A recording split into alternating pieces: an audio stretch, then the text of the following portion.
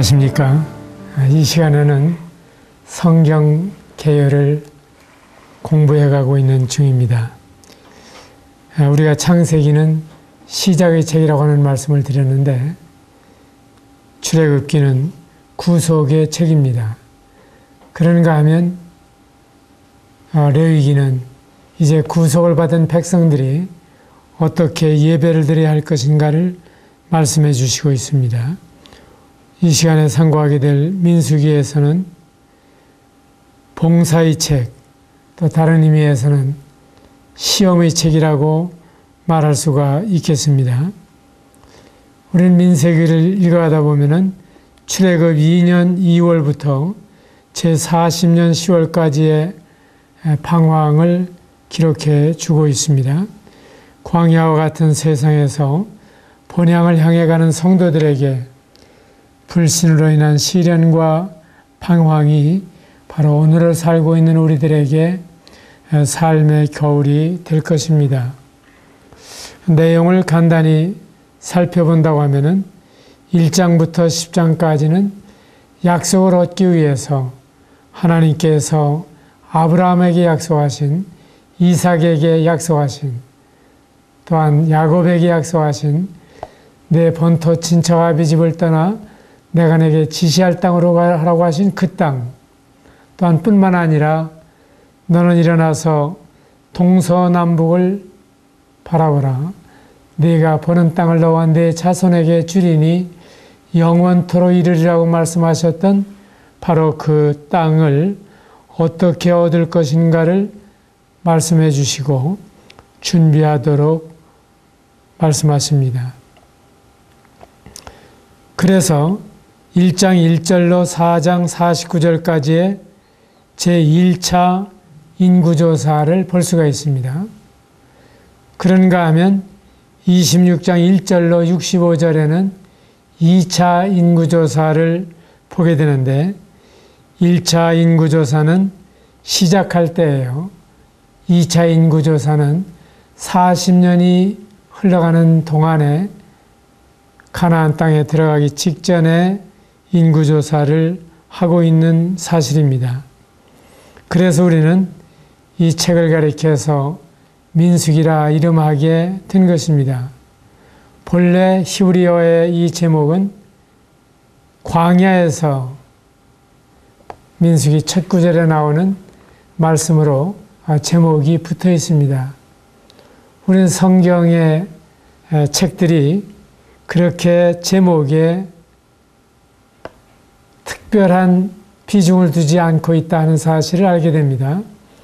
창세기는 태초에, 그리고 출애굽기에서는 바로 애굽에서 나온, 그런가 하면 레위기에서는 레위인들을 말씀하시고 민수기에서는 그들이 광야 생활을 오랫동안 했기 때문에 광야에서라고 하는 제목으로 말씀해 주시고 있는 것입니다.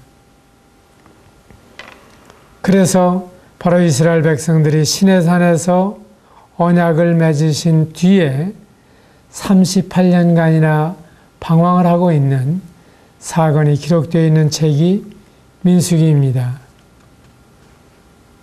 여러분은 이 민수기가 누가 기록했다고 생각을 하십니까?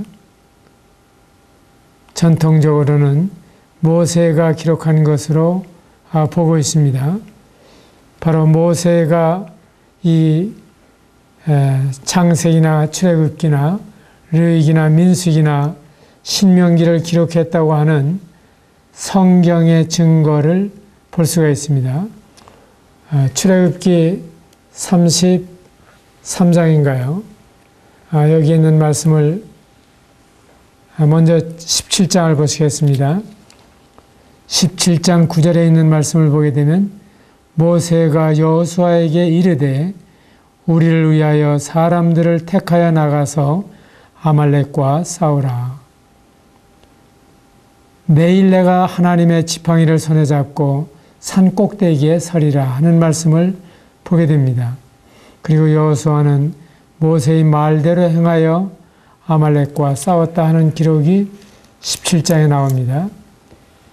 그런가 하면 17장 23절에 있는 말씀을 보게 되면은 또한 모세에게 말씀하시고 내가 왕벌을 내 앞에 보내리니 너희 중에서 병을 취하리니 하는 이와 같은 말씀들을 통해서 바로 모세가 이 말씀들을 백성들에게 고하고 그 말씀대로 행하는 모습이 나타나 있습니다.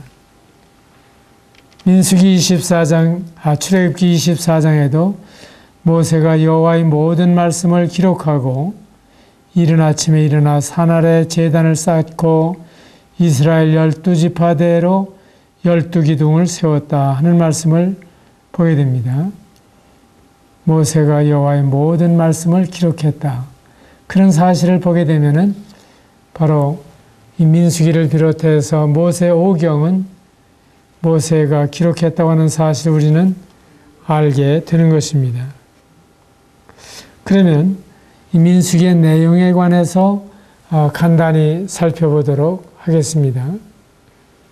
첫째로 이 민수기에는 백성들을 위해서나 제사장들을 위한 율법의 많은 규정이 나오고 있는 것을 볼 수가 있습니다.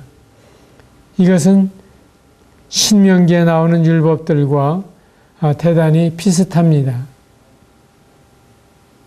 그리고 오직 그들의 자녀들만이 원래 누렸어야 할 약속의 성취를 누릴 수 있게 되는 사실을 보여주심으로 말미암아 참으로 하나님의 약속은 받았지만은 약속의 땅에 들어가지 못하는 이러한 사실을 보여주시고 있는 것입니다.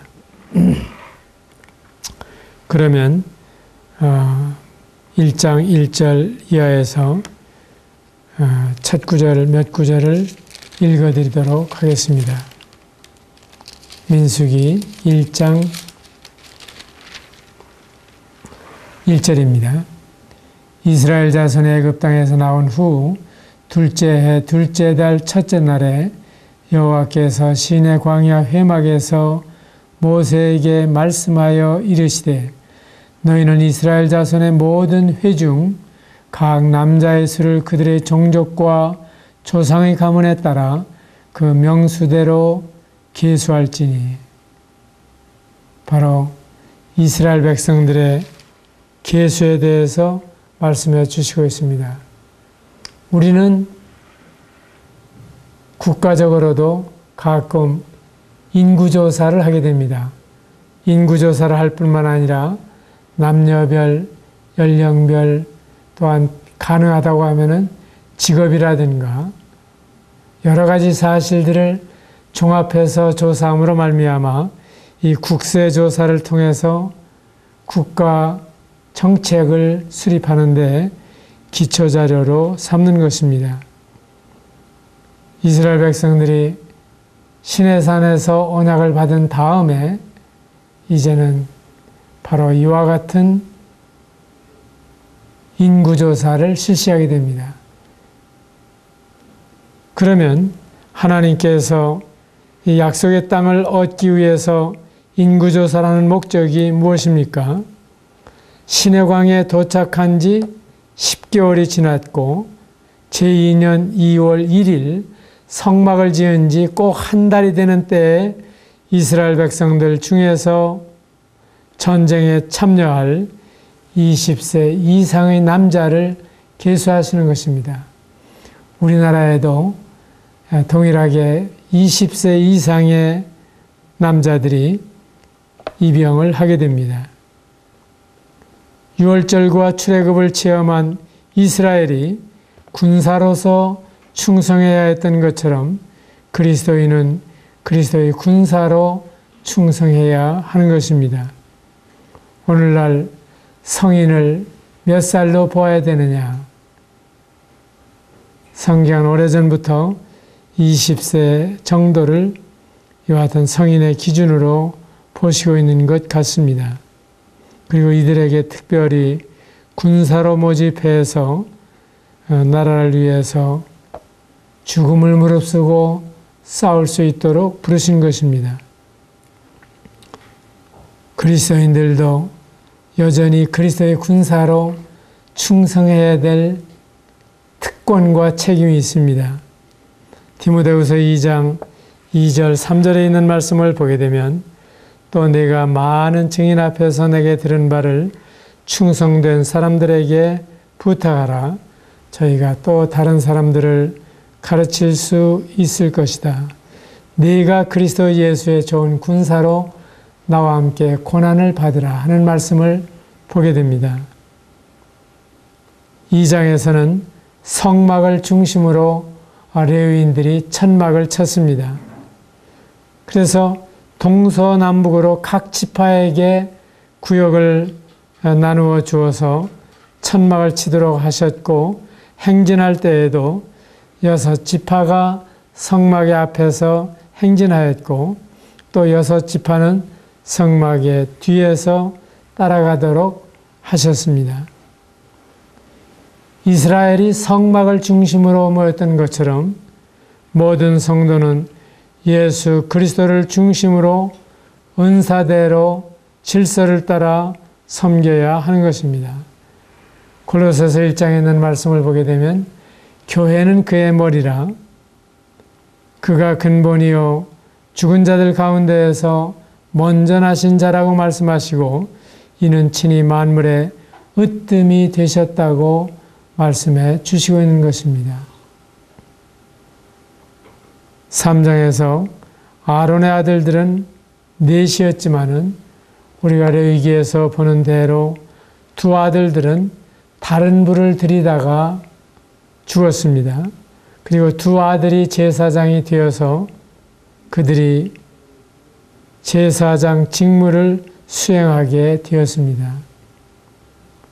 그렇다면 모든 성도가 제사장이라고 하는 사실을 성경 말씀에 주시고 있고 이 제사장의 직무는 백성을 대신해서 하나님께 아뢰는 사람인 동시에 또한 하나님을 대신해서 사람들에게 그리스도의 도를 선포하는, 증거하는 증인의 역할을 해야 된다고 하는 사실을 말씀해 주시고 있습니다. 로마서 15장 16절에 있는 말씀을 보게 되면 이 은혜는 곧 나로 이방인을 위하여 그리스도 예수의 일꾼이 되어 하나님의 복음의 제사장 직무를 하게 하셨다고 말씀해 주십니다. 레위 자손과 이스라엘 자손의 장자를 계수한 결과 레위 자손이 273명이 부족했습니다. 그랬을 때 이 부족한 인원에 대해서는 속전을 바쳤습니다. 우리는 예수님의 보혈로 말미암아 구속함을 받았습니다. 그러므로 이제 우리는 레위인처럼 하나님의 것이 되어서 하나님의 영광을 위해서 봉사해야 할 것입니다. 너희 몸은 너희가 하나님께로부터 받은 바 너희 가운데 계신 성령의 전인 줄을 알지 못하느냐? 너희는 너희의 것이 아니라 값으로 산 것이 되었으니 그런즉 너희 몸으로 하나님께 영광을 돌리라고 말씀하십니다. 4장에서는 레위인들의 직무에 대해서 보다 구체적으로 말씀해 주시고 있습니다. 오늘날 하나님의 교회에서도 모든 지체에게 은사를 주십니다. 모든 지체에게 직임을 주십니다. 모든 지체에게 역할을 맡기셨습니다. 그래서 은사와 직임과 역할에 따라서 성도들은 자기의 분량에 알맞게 충성해야 할 것입니다. 우리에게 주신 은혜대로 받은 은사가 각각 다르니 혹 예언이면 믿음의 분수대로 혹 섬기는 일이면 섬기는 일로 혹 가르치는 자면 가르치는 일로 혹 권위하는 자면 권위하는 일로 구제하는 자는 성실함으로 다스리는 자는 부지런함으로 긍휼을 베푸는 자는 즐거움으로 하라고 말씀해 주십니다. 5장에서는 위생적으로나 법률적으로나 도덕적으로 잘못되어 있을 때에는 반드시 자백하고 용서를 받아야 할 것을 말씀해 주십니다. 하나님이 거룩하신 분이기 때문에 하나님이 봉사하는 모든 일꾼들도 거룩해야 할 것을 말씀하시고 여기에서 모든 성도가 은사와 직임과 역할에 따라서 봉사하는 자들이기 때문에 모든 성도는 거룩해야 됩니다. 성도라고 하는 낱말부터가 거룩한 물이라고 하는 뜻입니다. 이것은 어떤 특별한 의미가 아니라 바로 하나님이 예수 그리스도를 믿는 자들에게 주시는 신분상의 거룩입니다. 하나님의 일을 위해서 따로 떼어놓았다고 하는 말씀입니다.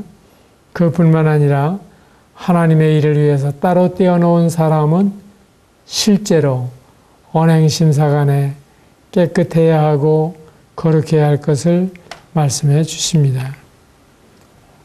6장에서 자신을 하나님께 구별하여 드리는 사람이라면 포도주를 마시지 않고 세상 향락을 포기하고 머리털을 자르지 아니하고 남자의 수치를 참아야 하며 시체를 가까이 하지 아니하므로 부정하지 않아야 됩니다. 주 예수님은 죄인들과는 전혀 다른 거룩한 분이시며 오직 성부의 뜻을 행하신 나시린이 되십니다. 이러한 대제사장은 우리에게 합당하니 거룩하고 악이 없고 더러움이 없고 죄인에게서 떠나 계시고 하늘보다 높이 되신 분입니다. 모든 성도들도 하나님을 섬기는 일에 온전히 사한 제물로 드리는 나시린이 되어야 할 것입니다. 예수님을 가리켜서 나사렛 사람이라 말씀하셨던 것은 바로 나사렛과의 나시린이 발음상 비슷하기 때문에 바로 예수님은 나사렛 사람으로서 하나님을 위해서 특별히 성별된 하나님을 위해서 따로 떼어놓으신 구별된 일꾼이라고 하는 의미도 포함하고 있는 것입니다. 히브리서 7장 26절에 있는 말씀을 보게 되면 이러한 대제사장은 우리에게 합당하니 거룩하고 악이 없고 더러움이 없고 죄인에게서 떠나 계시고 하늘보다 높이 되신 자라 하는 말씀을 볼 수가 있고 바로 모든 성도들도 하나님을 섬기는 일에 온전히 산제물로 드리는 나시린이 되어야 할 것입니다. 7장에서 족장들은 각양 예물을 가득가득 채워드렸습니다. 성막을 지을 때나 성막에서 봉사할 때나 하나님께서 자원하여 드리는 예물을 기뻐하십니다. 이스라엘의 부흥이 일어날 때마다 항상 그들은 자원하여 드리는 예물이 넘쳤던 것을 볼 수가 있습니다.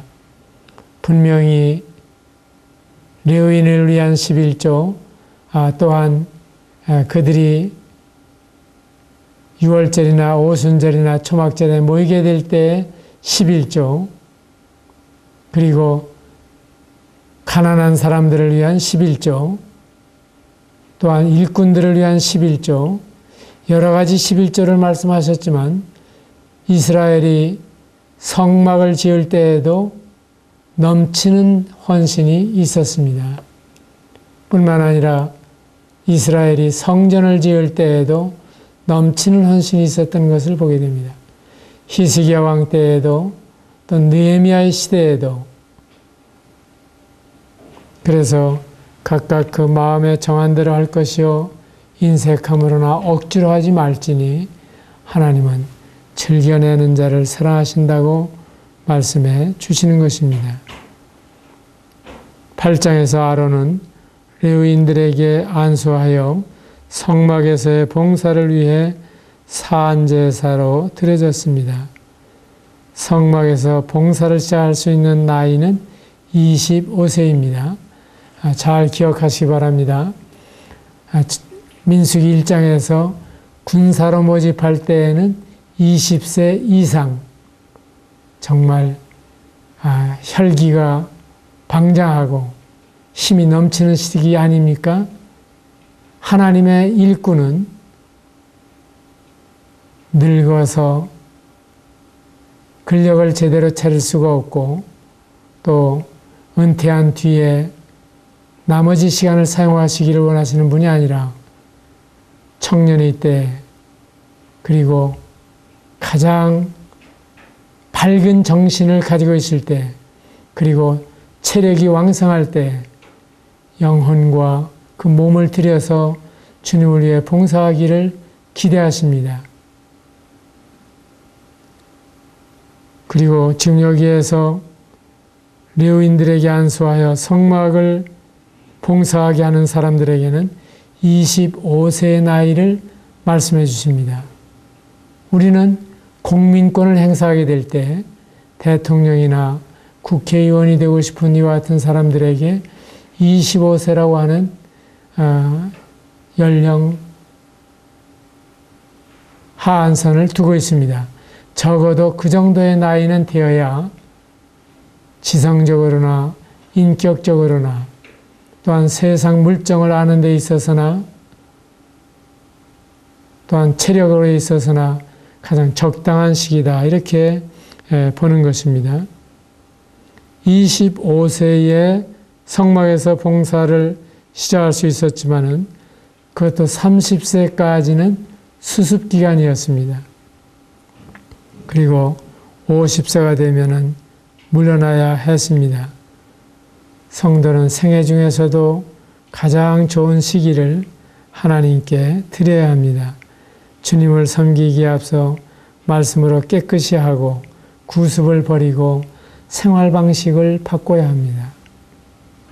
우리는 때때로 하나님을 섬긴다고 하는 일꾼 가운데에서도 이러한 구습에서 완전히 해방을 받지 못한 경우를 보게 됩니다.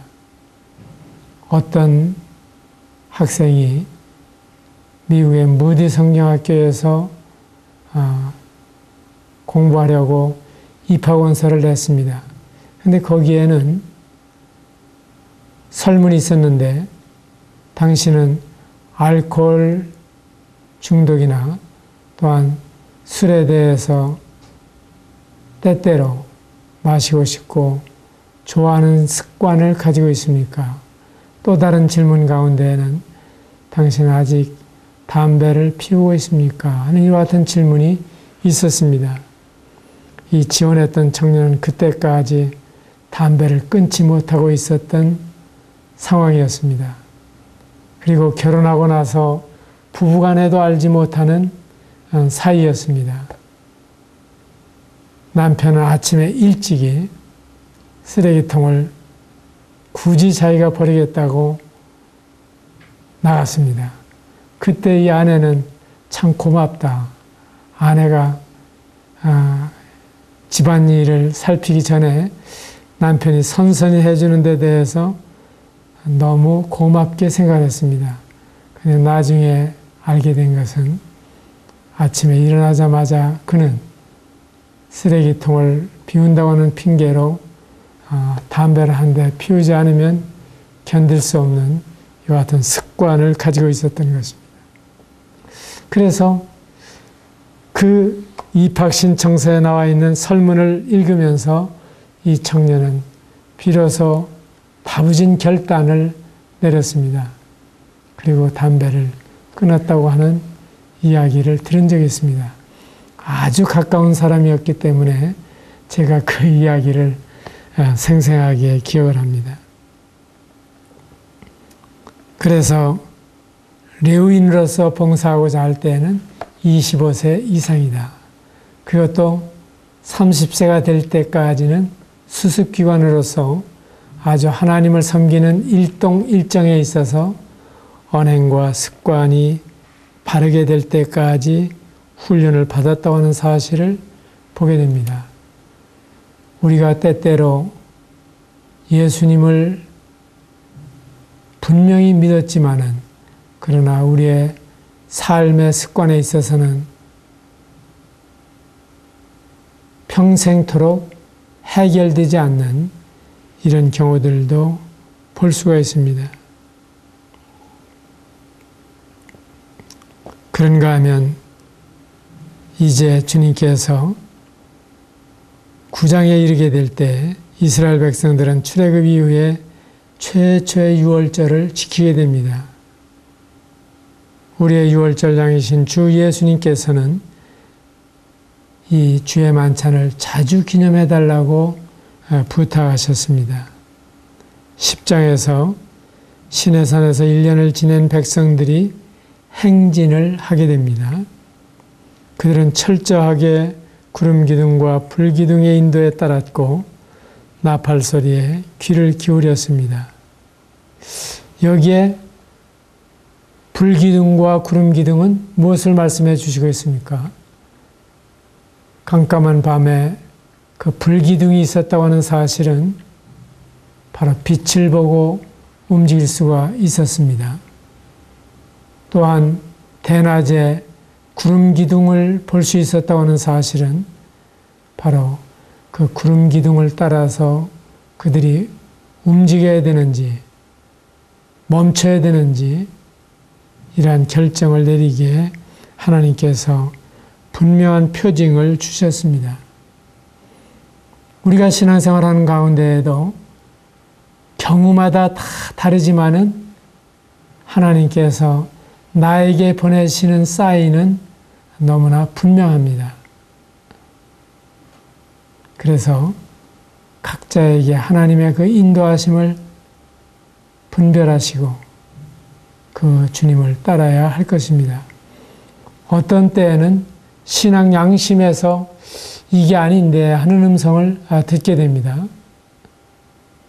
또 어떤 때에는 성경에서 명백하게 아니라고 금하시는 경우가 있습니다. 또 어떤 때에는 성령께서 개별적으로 그 환경과 심령을 주관하시는 경우가 있습니다. 예를 들어서 버스를 탈까 지하철을 탈까 하는 결정을 내리려고 할 때 그 순간에 우리가 특별히 도덕적인 결정도 아니고 그리고 그런 일에 주사위를 던진다든지 할 필요가 없이 또한 때로는 우연히 결정을 내렸는데 그러한 결정을 통해서 하나님의 인도하심을 받는 경우도 있는 것입니다. 사도행전에 보게 되면은 사도 바울의 전도 여행에서 가고자 애쓰되 주의 영이 허락하지 아니하는지라 하는 말씀을 볼 수가 있고 어느 길을 막으셨을 때 하나님께서 다른 길을 열어주시는 것을 볼 수가 있습니다. 우리가 주님을 섬길 때 때때로 이런 일들이 일어나는 것을 볼 수가 있습니다. 지난 월요일 날 제가 어느 사무실에서 나왔을 때 저와 동행하는 성도가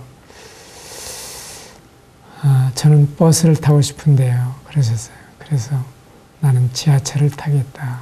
그랬는데 그러면 저도 같이 지하철을 타겠습니다. 하고 따라 나오다가 막 지하철 입구에 들어서려고 하는데 어느 성도가 저희들을 불렀어요.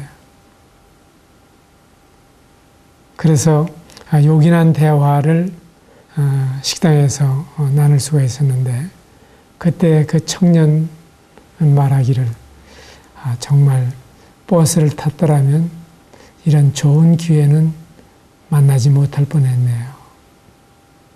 전 주님이 하시는 일이 순간순간 다 이해가 되지 않지만은 주님을 의지하면 주님께서 인도하신다고 믿습니다. 우리는 결혼이나 직장이나 사업을 결정하거나 추진하기 전에 하나님의 말씀과 성령의 인도하심에 유의해야 합니다. 무릇 하나님의 영으로 인도함을 받는 그들은 곧 하나님의 아들이라. 최근에 저희 교회에서 어떤 노총각이 결혼하게 되었어요. 참 심지가 견고한 청년이었는데 저는 그 청년을 보면서 심지가 견고한 자를 평강의 평강으로 지키시리니 그가 하나님을 의뢰한다 하신 말씀을 기억하게 되었습니다. 마음의 동요함이 없이 그리고 얼굴에 어떤 염려나 근심이 전혀 나타나지 않고 한결같이 주님을 섬겼습니다. 물론 다소 무표정한 면이 있었습니다마는 그런데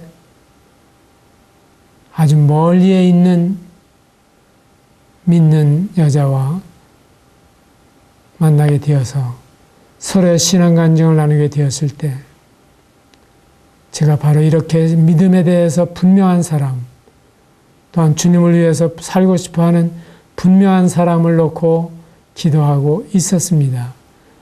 그런 심령을 가지고 있던 두 사람이 만났을 때 두 번 만나도 좋고 10번 만나도 좋지만은 만나면 만날수록 더 분명해지는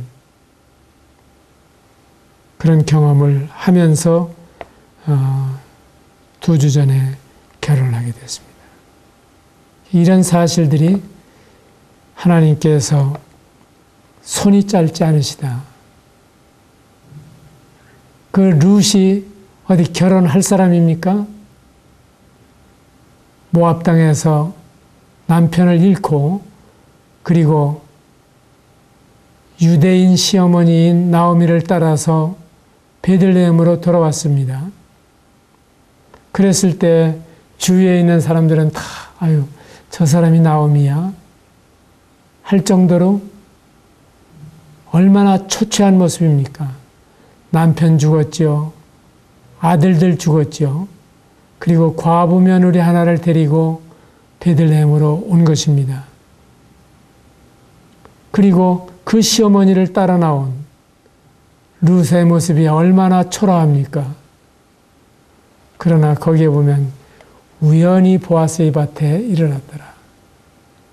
사람이 볼 때에는 우연히 일어난 일인데 하나님이 보실 때에는 그를 다윗의 증조모가 되게 하시고 예수 그리스도의 계보에 들어가는 여인으로 삼으시는 놀라운 사건이 기록되어 있습니다. 그래서 우리가 하나님의 인도하심을 받는다고 하는 것은 참 놀라운 일입니다. 대단한 일들만 아니라 우리가 주님을 의뢰하는 만큼 시시로 주님께서 우리를 인도하시고 우리에게 최선을 무엇인가를 확실히 보여주시는 것입니다. 이상 말씀드린 대로 1장에서 10장까지 있는 이 말씀은 바로 이제 이스라엘 백성들이 광야에서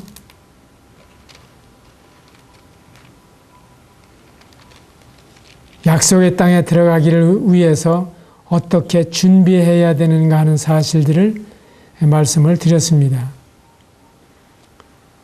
그래서 하나님께서 이들에게 이제 이와 같은 말씀을 주시면서 불순종하는 백성들에 대한 하나님의 진노가 잘 나타나고 있는 것이 민수기입니다.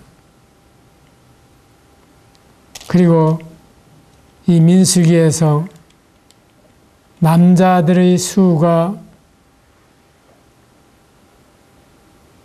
60만이나 되는 이러한 사실을 말씀해 주시고 있는데 이것은 하나님께서 아브라함을 부르신 후부터 400여 년 동안에 이 짧은 시간에 얼마나 놀랍게 번성하도록 하셨는가 하는 사실을 보게 되는 것입니다. 하나님께서는 생육하고 번성하여 땅에 충만하라, 땅을 정복하라, 땅을 다스리라고 말씀을 하셨습니다. 그러면 장정이 60만이라면 그 광야에 있었던 이스라엘 백성들은 얼마나 되었을까요? 줄 잡아도 200만 정도였을 것이라고 보는 것입니다. 우리가 이스라엘을 여행을 해도 그 광야에서 7박 8일이나 또한 10박 11일이나 이 정도를 지내는데 보통 어려움을 당하는 것이 아닙니다. 그런데 이 엄청난 백성들이 40년 가까이 광야에서 지나는 동안에 그 발이 부르트지 아니하였고 옷이 헤어지지 아니하였고 만나를 먹이시고 또한 메추라기를 먹이시고 반석에서 생수를 내시면서 그들을 인도하셨다고 하는 사실은 참으로 하나님이 얼마나 전능하신 분이시며 또한 그 하나님께서 얼마나 섬세하신 분이신가 하는 사실을 우리에게 보여주시는 정말 믿을 만한 하나님이신 것을 증명해 주시고 있습니다. 하나님께서 출애굽기에 나타난 민수기에 나타난 하나님만 되십니까? 우리의 하나님은 아니십니까? 지금 우리의 고민과 그리고 우리의 어려움을 해결해 주실 수 있는 분은 아니십니까? 바로 그 하나님을 여러분들이 의지하시고 그리고 그 하나님을 여전히 신뢰하시고 눈에는 아무 증거 보이지 아니하지만은 그 주님을 따를 수 있게 되기를 바랍니다. 그래서 이 민수기에는 정말 그들이 믿지 않았다고 하는 사실을 통해서 반면교사로 우리는 하나님은 믿을 만한 분이다.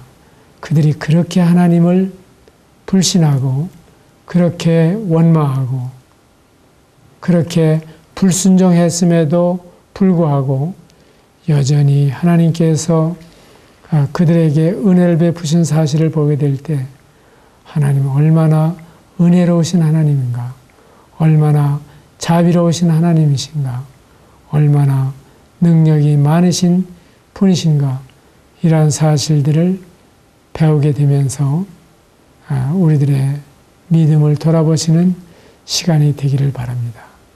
구름이 성막 위에 머무는 날이 오게 되면은 여러분들은 멈추시기를 바랍니다.